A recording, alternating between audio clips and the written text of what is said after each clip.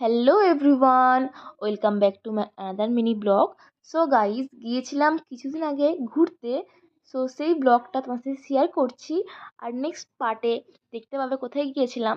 তো আমরা গিয়েছিলাম ভোর 4টে উঠে পড়েছিলাম আমাদের স্টেশনে যাওয়ার জন্য। তারপরে 5টার মধ্যে বেরিয়ে পড়েছিলাম। ওখানে পৌঁছে গিয়েছিলাম আর তোমরা দেখতেই পেলে ভোরবেলা রাস্তা একদম ফাঁকা আর এই ঠান্ডায়।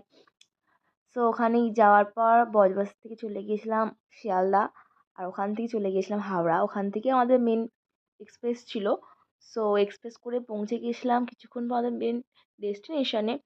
তো ট্রেনের মধ্যে একটু খাওয়া দাওয়া করেছিলাম। আমি একটু চাউমিন খেয়েছিলাম আর খুব এনজয় করেছি। তার কিছুক্ষণের মধ্যে পৌঁছে গেলাম। সামথিং 3.5 ঘন্টা মতো লেগেছিলো যেতে আমাদের। ওখানে গিয়ে রেডি ফ্রেশ ট্রেশ হয়ে নিয়ে বেরিয়ে পড়েছিলাম ঘুরতে যাওয়ার উদ্দেশ্যে। আজকে এতটুকুই। ভালো লাগলে লাইক কমেন্ট করবেন। Tata guys.